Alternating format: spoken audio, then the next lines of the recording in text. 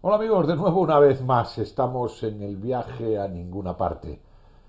Y en esta ocasión estamos contentos porque hemos traído a nuestros estudios a una persona que nos va a hablar de un tema tremendamente interesante. Pero claro, no se trata solo de que nos hable sobre un tema tremendamente interesante, sino que además lo haga con propiedad, que sepa hacerlo, que tenga conocimiento suficiente y que su trayectoria con el fenómeno le avale. Bueno, ¿de quién hablamos? Estamos hablando de Ignacio Cabria, una de las personas que desde mi particular interés creo que tiene la mejor perspectiva sobre el fenómeno ovni, que es de hecho el fenómeno del que vamos a hablar. Ignacio Cabria, viejo conocido desde el comienzo de la década de los 80, tiene una gran ventaja, que además de que es una persona seria y erudita, es antropólogo. Y eso, para el tema que tenemos entre manos, es una verdadera maravilla. Y si no, lo iremos viendo en la conversación. Y si alguien se pregunta, el tema ovni, eso de los UFOs, objetos volantes no identificados, amigo mío, es un tema de lo más interesante. Y que desde una perspectiva como la que trae nuestro invitado, resulta apasionante. Lo iremos viendo. Hoy, en el viaje a ninguna parte, urbi et orbi, a la ciudad y al mundo, a todos los que nos estéis escuchando por redes sociales en otros países o por radio, saludos especiales a Radio Círculo Bellas Artes de Madrid, o por nuestros canales de YouTube, Viaje a ninguna parte de Antonio Elegido, o por las más de 100 cadenas locales de televisión en toda España que nos sintonizan, a todos los que estáis ahí, saludos fuertes. Pero, si me permitís, ya es hora, creo yo, después de este preámbulo, que nos pasemos a saludar a nuestro invitado de hoy, a don Ignacio Cabria. Así que, querido amigo, ¿qué tal? ¿Cómo estás? Muy bien, encantado de estar aquí. Bienvenido. Gracias. ¿Cuánto tiempo... ¿Te puedo llamar Nacho? Claro, así me llaman los amigos. Sí, lo digo porque Así nos hemos conocido siempre, ¿no? eso te iba a decir, después de casi de 40 años de Sí, conocernos, 30, casi 40, ¿eh? sí, 40 años. Ujú. Pues Nacho, ¿no? A ver, vamos a ver. Nacho, ¿cuánto tiempo dedicado al fenómeno ovni? Pues verás, yo empecé en el año 1976 con unos amigos de mi edad, es decir, de 21 años, ¿no? Haciendo un programa de radio en Radio Popular de Santander, de la COPE en aquel tiempo. Un programa, vamos, del que afortunadamente no quedan grabaciones, pero bueno, una cosa así muy de aficionados. A continuación entré con Julio Arcas Perdón, ¿en ahí qué año has dicho? en el año 1976, hace más de 40 años, 43 Que yo años. lo conocí, en la calle Rolasal, En la calle Radio Ralasal Popular. estaba Radio Popular. Sí, Ajá. señor. Y allí Que unos además, jovencitos hacíamos y ese... ahí estaba yo también. Y estaba Ajá. ese programa tan maravilloso de Cantabria que era Rollos Nocturnos, ¿te acuerdas? Sí, la verdad es que ya Con todo Charlón y toda esta gente.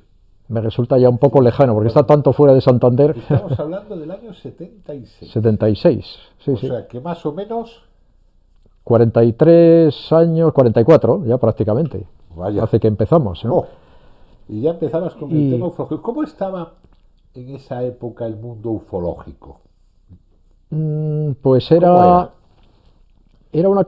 El mundo ufológico no era como ahora, que todo está en los medios, en las plataformas mediáticas, ¿no? En aquel tiempo éramos pequeños grupos de aficionados que nos comunicábamos y nos dirigíamos al público en forma de unos boletines sacados con ciclostil, con la churrera aquella, y ese programa, por ejemplo, que fue el primero que se hizo aquí en Santander, ¿no? Será una cosa con un ámbito muy reducido. Desde luego no era como ahora que te pueden oír en Latinoamérica a través de iVox, ¿no? Entonces, lo que sí había, a diferencia de ahora, es que había como una especie de una expectativa del público por el tema. Y cuando nos dirigíamos a la gente, después, cuando me integré en el CIOBE de Santander, que era el grupo pionero del tema, de hecho, el segundo grupo que se creó en España, Julio Arcas, fue, digamos, un verdadero pionero de la ufología en Santander, ¿no? Cuando me integré allí y empezamos con los simposios sobre el fenómeno ovni, aquello tenía un público ávido, porque no había todos los medios de ahora. La gente pagaba la entrada de una entrada de cine por ir al cine Cosca a escuchar una charla que le daba un señor que venía sin diapositivas ni nada, ¿no? Eso que ahora nos parece impensable. Eso te quería preguntar. En el ambiente, ¿qué decía la gente del fenómeno ovni? ¿Había expectativa? ¿Había ganas de querer saber más? Era una cosa muy nueva, ¿no? Yo creo que hasta finales de los 60 no se había oído hablar prácticamente del asunto, ¿no?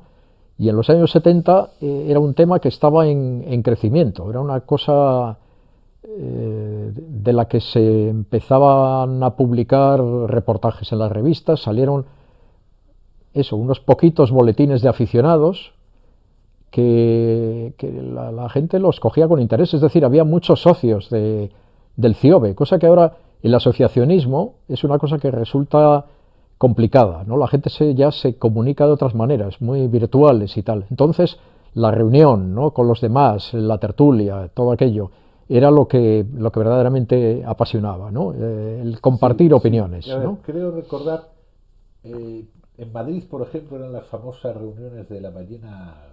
Sí, ese fue el grupo pionero, fue el centro de la Sociedad de Amigos de los Visitantes del Espacio. Vaya, qué nombre. Que ese era un nombre total, de los años 50, ¿no?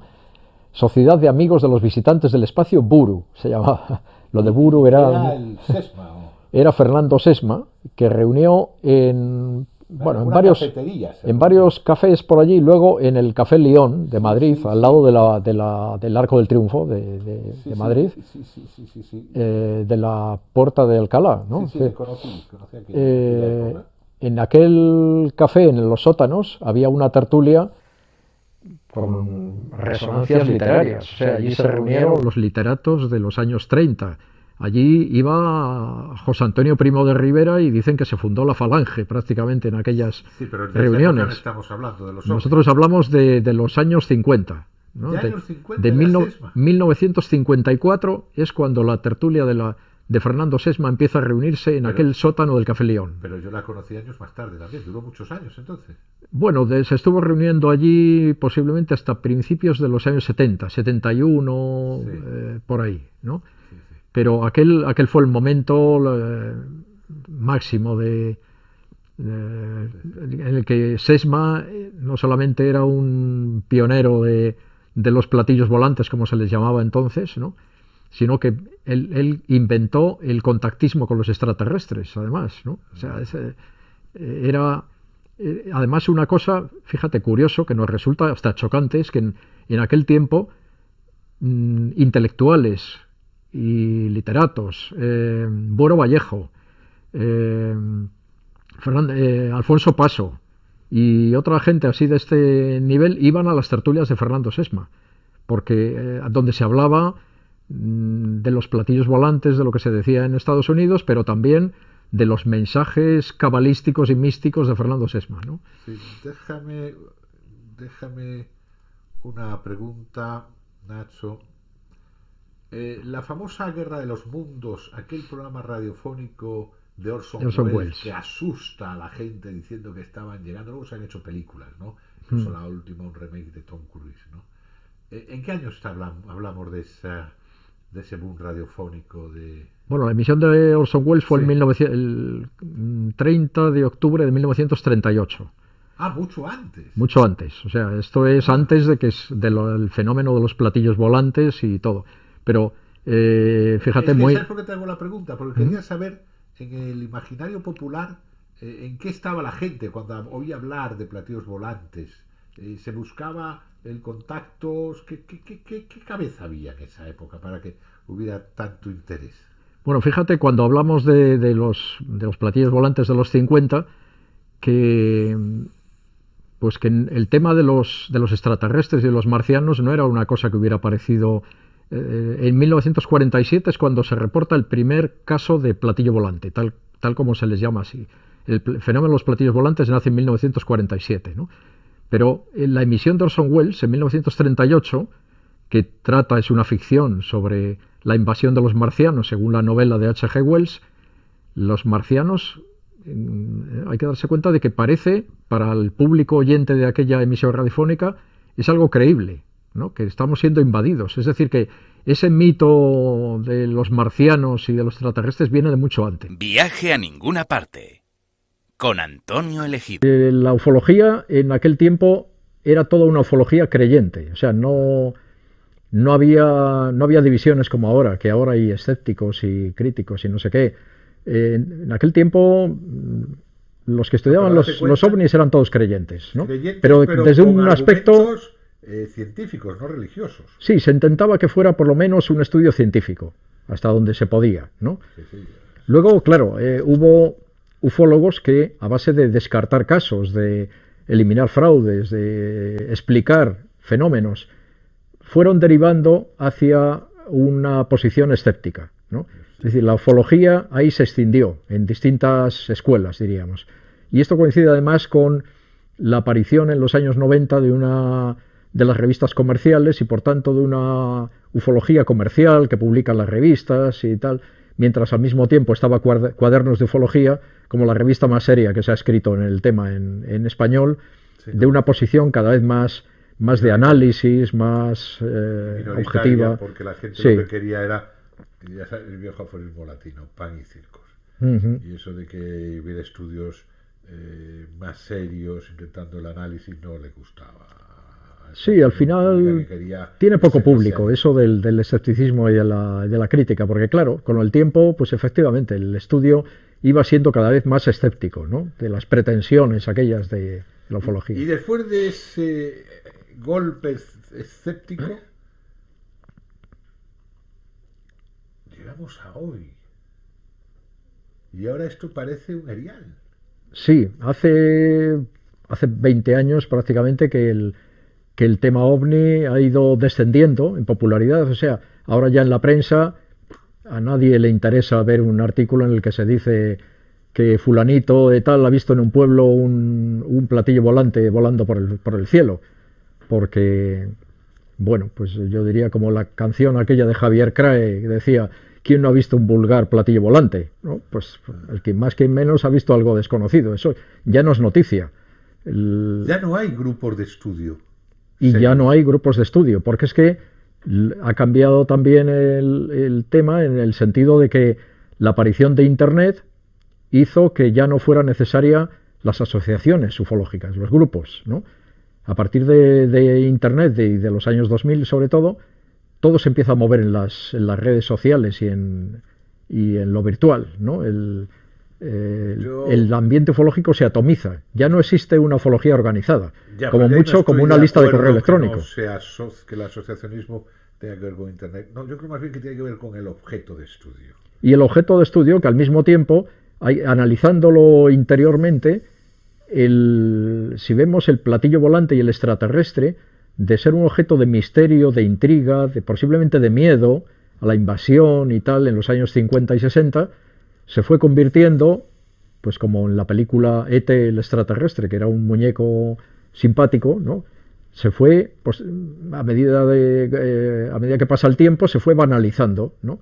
Y el extraterrestre, pues, al mismo tiempo que es benéfico para algunos porque viene a anunciar la salvación de los creyentes, para otros es intrascendente y se acaba convirtiendo, lo vemos en la publicidad. La publicidad transmite muy bien lo que es la cultura del momento, ¿no? Y al mismo tiempo que utiliza las creencias, utiliza, ¿no?, nuestros objetos mentales. La publicidad trata el tema OVNI como un objeto de ciencia ficción, banalizado, como de muñeco, de juego, ¿no? Y entonces eso ya no crea misterio. O sea, nunca ha habido tanta base científica para estudiar realmente el tema extraterrestre. Nunca se ha tenido tan claro que existen otros mundos, que esa famosa ecuación de Carl Sagan, que son posibles que estén habitados. Nunca había tanta base real, con los electroscopios enviando señales eléctricas y de radio al cosmos. Nunca había tanta base científica y sin embargo tan poco interés. Antes no había base científica y había mucho interés. ¿Qué pasa? Porque hoy hablar de extraterrestres es una cosa que ya no estás loco, o sea, es una cosa que tiene sentido hacerlo. La vida extraterrestre, sí. Los astrobiólogos consideran más que nunca, ¿no?, que la vida extraterrestre no solamente es posible, sino que es factible, es probable. Sí. Y probablemente que se pueda incluso descubrir algunas formas de vida. Aquellos sí, que son iguales a la se han Tierra, ido ¿no? descubriendo exoplanetas, una cosa revolucionaria que sin embargo pues ha pasado bastante desapercibido. Pero es que incluso la posibilidad de que haya vida en formas elementales en alguno de los satélites de Júpiter o de Saturno es una probabilidad, es una alta probabilidad. Posiblemente el descubrimiento de vida sea nada más que una cuestión de tiempo, de años, ¿no?, para que se llegue a descubrir algo. Pero sin embargo, aquella idea del extraterrestre con forma humana, como un muñequito y tal, eso cada vez está como más desprestigiado. Ya no sabemos qué tipo de vida puede haber, pero lo que es muy improbable es que esa forma de vida vaya a venir en un platillo volante con tuercas y tornillos y con una escalerilla, se vaya a bajar para secuestrar a una vaca o a un humano, ¿no? Todo nos parece tanto la vieja ciencia ficción que... Me parece un poco degradatorio, porque si existiera, y parece ser muy factible, científicamente muy factible que exista, también sería muy factible que vinieran o contactáramos, y eso sería una cosa espectacular. Pero bueno, ahí queda el tema. Tal vez dejémoslo ahí porque el tema ese da para mucho. Da para mucho. Y simplemente hago una reflexión que me gustaría que cerráramos el programa con tu reflexión. Yo voy a hacer una y te paso la palabra para cerrar el programa. Muy bien. A mí me sorprende que en esta época lo parapsicológico y lo ufológico hayan desaparecido del mapa, habiendo existido en los 80 y los 90 grupos tan serios. No hablo de los curanderos, no hablo de la gente que... No, hablo de grupos serios, científicos, que se preocupaban por el tema. Y aquí los dos juntos, parapsicología y la ufología. ¿Por qué? Mira, en el caso de la ufología hay, bueno, muchas razones. Algunas tienen que ver, por ejemplo, con que el fenómeno ovni se ha tenido que hacer progresivamente más complicado y a veces más disparatado para atraer la atención pública. El mito solamente puede vivir, como decíamos antes del Grial, un mito solamente puede vivir con su multiplicación y su diversificación, ¿no? Y cuanto más complejo sea, más podrá mantenerse en la opinión pública. Pero al final, cuando la gente se da cuenta de que no se descubre nada nuevo, de que detrás de cada cosa hay un fraude, un no sé qué, viene el desencanto, ¿no? Ha pasado después de las oleadas de ovnis, ¿no? Al final, ¿qué pasó con la oleada de los años 79, de los 78-79, después de la película Encuentros en la tercera fase? Nada, parecía que íbamos hacia el gran contacto y resulta que todo desaparece, el fenómeno y todo se queda ahí. Bueno, eso y, como te digo, la banalización del tema. Al final no era ni la invasión marciana, ni era la salvación del mundo. Se produce, pues eso, el tema va dejando va perdiendo misterio, por una parte, va perdiendo novedad, nos cansamos siempre de lo que no es absolutamente nuevo y van surgiendo posiblemente otros mitos. A lo mejor hay algún mito nuevo que quizás el mito de los ovnis fue el gran mito del siglo XX, que iba acompañado, ten en cuenta esto, que es muy importante, que iba acompañado con la exploración espacial y con la conquista del espacio. Cuando la exploración del espacio y la conquista espacial ya se convierte en algo muy secundario, ¿a quién le interesa lo que hace la NASA ahora, no? Pues el mito va perdiendo fuerza y la conquista de otros mundos, pues tiene mucho que ver con esto, ¿no? Tal vez sea verdad. Y la parapsicología quizá también tiene mucho que ver. Tal vez sea verdad, Nacho. Yo no dejo de sorprenderme que gente tan buena y estudiosa, no me refiero buena moralmente, sino tan buena porque eran análisis perfectos, mentes extraordinarias, científicos muy buenos, en el campo de la parapsicología y en el campo de la ufología, que montaron organizaciones extraordinarias de gente que conocimos. Hoy no hay nada de eso. Hoy no hay ninguna sociedad ufológica. Es más, se cerraron las importantes, y parapsicológica igual. ¿Dónde están aquellos? Es que también la parapsicología ha venido acompañada del escepticismo pero creciente. No quiere decir que no exista un tema para estudiar en un caso y en el otro. A mí personalmente me sorprende muchísimo. Pero bueno, al final hay que seguir hablando. Queda para unos pocos el investigar determinados casos, a ver qué es lo que hay, exactamente. Así que muchas gracias, Nacho. Nada, más preguntas que respuestas al final. Sí, bueno, las preguntas quedan ahí porque el fenómeno sigue, ¿no? Así que seguiremos con él.